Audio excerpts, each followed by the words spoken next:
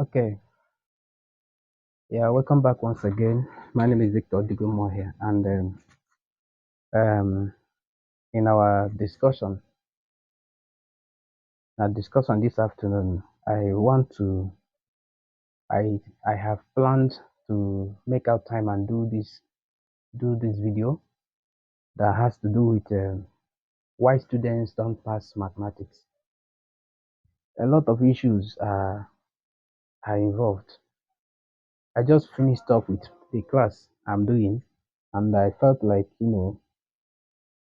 looking at this issue. I've been able to pen down some things here that I have come across while marking student scripts. In a matter like this, we try to see what we can do to improve, to reprove, in order to improve. Okay, there are several issues that we have been able to come across, given the number of years we are putting in teaching mathematics. At least I have put in good number of years in teaching mathematics.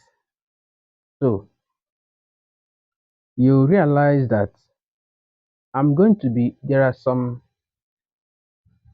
things I'm going to be putting up while I'm making this discussion. There are some things I'm going to be showing us while I'm making this discussion so that we can also be able to follow me and look at those things. If you have students that you need to share this video to so that they can look at it and identify where their problem is coming from, you can possibly do that. Okay, so that you can help them. Nobody is praying that you write an examination several times. It's money that is going. It's money that is going. So the first issue I identified while marking student scripts is poor understanding of what the question says. Some students don't understand what the question asks them to do and they start solving the question. Poor understanding of what the question says. Not being able to read the question several times and you've not even been able to understand what that question is asking you to do. And you started solving it. What are you going to expect? You're going to expect something either different from what the question asked you to do, or you just fill the scripts and give them back. It's not going to make any sense. How are you going to get out of it? How you get out of it is read a question severally.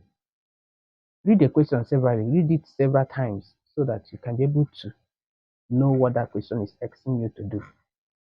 Okay? Please, you do that so that you can escape from that failure. Okay? The second thing is yes, still in that poor understanding of what the question says, you realize that when you don't understand what the question says, you'll be doing something contrary to what you're expected to do. Like when I give students a question, I say construct a circle inscribed in a triangle, and by doing so, there's an instruction that say bisect the angles. So instead of bisecting the angles, you realize that some students went and was bisecting the sides of the triangle. So when they are doing that now, their construction will be contrary to what the question asked them to do. The number two is lack of confidence. Lack of confidence. You have read your notes and your texts. You read them. Now you come to the exam hall, and because you lack confidence in yourself, do you know what will happen? I have seen it. You finish writing something that is correct and cancel it and start writing the wrong one. You just finished something writing something that is correct. You canceled it and start writing the wrong one. And you submitted the wrong one. I'll show you example. You will see. Why will a student experience or do such a thing? It's lack of confidence in himself or herself. You don't have confidence in what you have done. Yes. And I think what can cause that is when you are doing like this and doing like this, you will see rubbish don't even know what that person is doing, whether it is correct. Before you know it now, you just abandon the one you have done and you start doing something that is not even related to what you are supposed to do. Please, how to escape that is to concentrate in what you are doing. Concentrate in what you are doing. You've read, and then you've built up confidence that what you're doing. And more especially if you have had a group of people that you read with, there have been interactions with those people, and you're sure that what you read is accurately what it is, then there's no need of coming to the exam hall and then you start doing things that are not related. Please avoid that. When a question asks you to label or draw a diagram, like in bearing and distances, to say an aeroplane flew from so place X to another location Y, and a student finished drawing the diagram, you didn't put X for location X, you didn't put Y for location Y.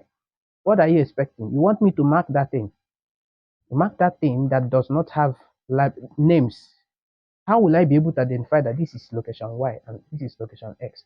How will I be able to identify that? Eh? You draw a diagram and you put the labels where they are supposed to be, and you expect a miracle to happen. The miracle doesn't happen in this case. You didn't get it means you didn't get it. You are wrong means you are wrong, including myself, who is your teacher. If I'm wrong, I'm wrong. Yes, if I'm wrong, I'll take correction. Some of the things we do on the board here, sometimes we make mistakes. And when we've made mistakes, you students used to identify our mistakes and we take correction from you. So now that I'm giving you your correction, you take it. You draw a diagram, you put the labels where they're supposed to be. You don't expect me to begin to sympathize with you over what? In an exam situation? Okay. So when you draw a diagram, you label it. Another one I have identified is students play tricks. You play tricks. In examination, you want to play tricks. You see, I gave students a question. I say, construct a diagram.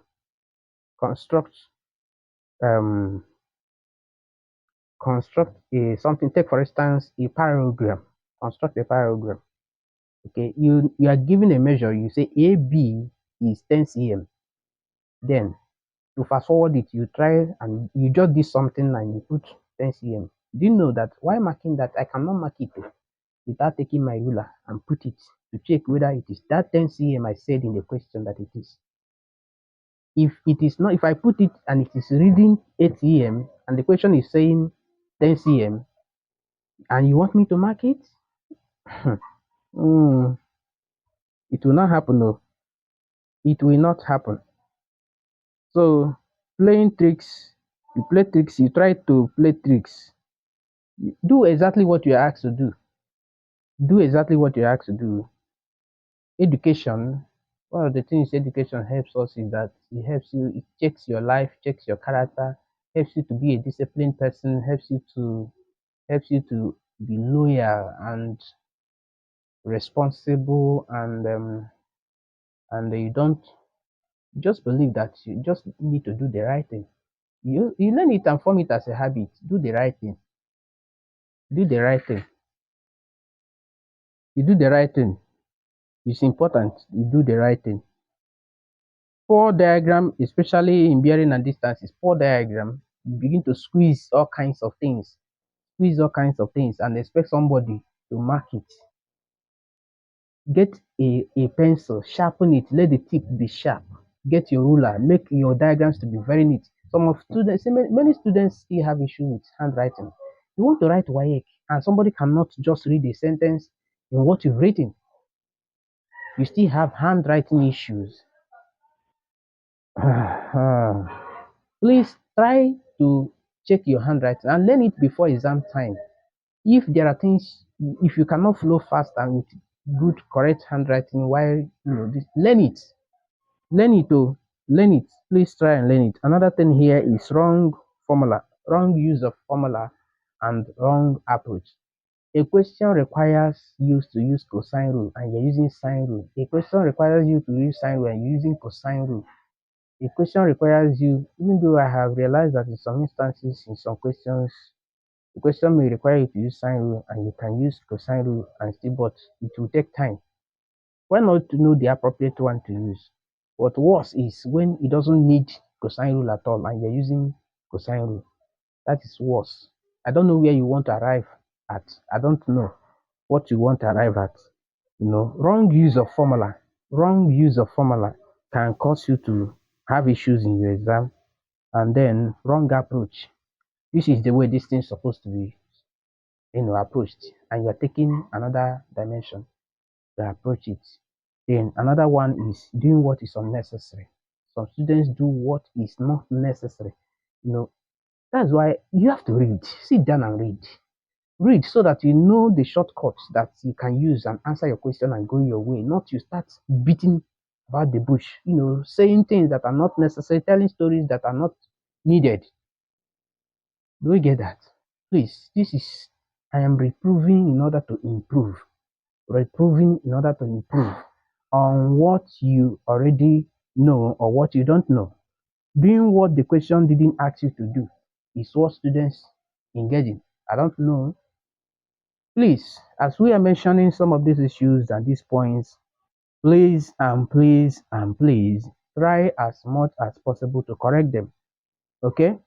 Doing what is, the question didn't ask you to do. And you spend the rest of the time battling through what the question didn't ask you to do. You spend the rest of your time battling through what the question didn't ask you to do that, and you spend the rest of your time. Every question that you are asked have specific things that question, like this question paper I have here, we have is for this is three classes, you know, their last concluded mock exam. So you see that when I was going through marking the scripts and you see a lot of things that I was coming across, some of the things that they were doing.